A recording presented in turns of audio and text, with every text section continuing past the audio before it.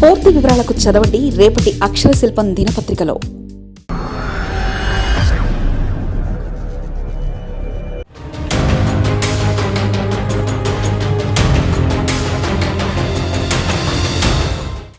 Adani లంచాలపై అట్టుడికిన parliament, ప్రతిపక్షాల నిరసన హోరులో ఉభయ సభలు రేపటికి వాయిదా. వక్ఫ్, జేపీసీ, సంభాల్ హింసపై స్పీకర్తో ప్రతిపక్ష ఎంపీలు భేటీలు. ఆదాని ముడుపుల వ్యవహారంపై శీతాకాల సమావేశాల తొలి రోజున పార్లమెంట్ అట్టుడికింది. దీనిపై సంయుక్త పార్లమెంటరీ సంఘం జేపీసీతో సమగ్ర విచారణ జరిపించాలని, పార్లమెంట్లో దీనిపై ప్రత్యేక చర్చ జరగాలని ప్రతిపక్షాలు పట్టుబట్టాయి. దీనికి ప్రభుత్వం ససేమిరా అనడంతో ప్రతిపక్షాలు ఆగ్రహం వ్యక్తం చేస్తూ సభ మధ్య భాగంలోకి దూసుకెళ్లి ఆదానికి వ్యతిరేకంగా పెద్ద ఎత్తున నినాదాలు చేశారు. దీంతో పలు దఫాలు వాయిదా పడిన ఉభయ సభలు చివరికి బుధవారానికి వాయిదా పడ్డాయి. రాజ్యాంగ అవతరణ దినోత్సవ వేడుకలు ఉన్నందున మంగళవారం పార్లమెంటుకు సెలవు. ఆదానికి సంబంధించిన అంశాలపై చర్చకు ప్రతిపక్షాలు ఇచ్చిన వాయిదా తీర్మాన నోటీసును లోక్సభలో స్పీకర్ ఓం బిర్లా, రాజ్యసభలో చైర్మన్ జగదీప్ ధన్కర్ తిరస్కరించారు. లోక్సభ ఉదయం ప్రారంభమైన వెంటనే ఇటీవల కాలంలో మరణించిన సభ్యులకు సంతాపం తెలియజేసింది. అనంతరం ఆదాని వ్యవహారంపై సభ ప్రారంభమైన 4 నిమిషాలకు ఒకసారి, మధ్యాహ్నం 12 గంటలకు మరోసారి వాయిదా పడింది.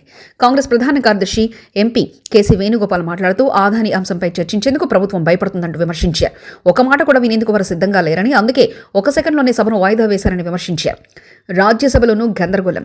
రాజ్యసభలోనూ ఇదే పరిస్థితి నెలకొంది. పారిశ్రామికవేత్త గౌతమ్ ఆదాని ముడుపుల వ్యవహారాన్ని రాజ్యసభలో ప్రతిపక్ష నేత మల్లికార్జున ఖార్గే ఈ అంశాన్ని లేవనెత్తేందుకు యత్నించగా చైర్మన్ ధన్కర్ అడ్డుకున్నారు. ఆదాని అవినీతిపై చర్చించాల్సిందేనని ఆయన పట్టుబడ్డారు. దీంతో రాజ్యసభలో గందరగోళ పరిస్థితులు ఏర్పడ్డాయి. ఆదాని అవినీతి అంశం దేశాన్ని ప్రభావితం చేస్తుందని ఖార్గే అన్నారు. ఆదానికి ప్రధాని నరేంద్ర మోదీ మద్దతుగా నిలుస్తున్నారని విమర్శించారు.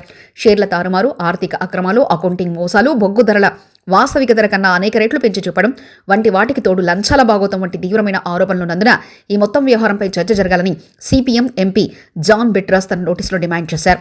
వయనాడు కొండచర్యల బాధితులకు కేంద్ర ప్రభుత్వం ఆర్థిక సాయం అందించాలని ఆయన కోరారు. దీంతో రాజ్యసభ సమావేశంలో చైర్మన్ ధన్కర్ బుధవారానికి వాయిదా వేశారు.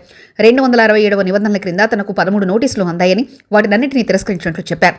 వక్ఫ్ బోర్డు సవరణ బిల్లుపై పార్లమెంట్లో చర్చ జరగాల్సి ఉండగా ఎంపీలు కె రాధాకృష్ణ, ఈటీ మహమ్మద్ బషీర్ బిల్లును వ్యతిరేకించారు. ప్రజలను విభజించే వ్యూహంతో భాగంగా వక్ఫ్ సవరణ బిల్లు ఉద్దేశమన్నారు.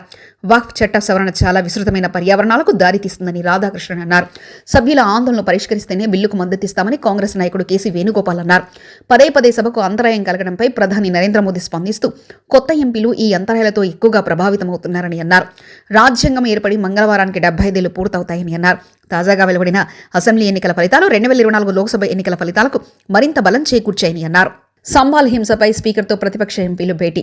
వక్ఫ్ సవరణ బిల్లు 2024పై పార్లమెంటు జాయింట్ కమిటీ జేపీసీ సభ్యులుగా ఉన్న ప్రతిపక్ష ఎంపీలు సోమవారం పార్లమెంటు కాంప్లెక్స్లో లోక్సభ స్పీకర్ ఓం బిర్లాను కలిశారు. తమ అభిప్రాయాలు విన్న తర్వాత జేపీసీ రిపోర్టు ప్రవేశపెట్టేందుకు అందుకోసం జేపీసీ కమిటీ పొడిగింపునకు స్పీకర్ హామీ ఇచ్చారని ఆర్ఎంపీ సంజర్ సింగ్ తెలిపారు.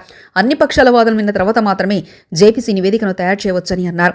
ఆదివారం ఉత్తరప్రదేశ్లోని సంబాల్లో జరిగిన హింసాకాండపై చర్చించాలని కోరుతూ సమాజ్వాదీ పార్టీ ఎంపీలందరూ సోమవారం లోక్సభ స్పీకర్ ఓం బిర్లాను కలిశారు.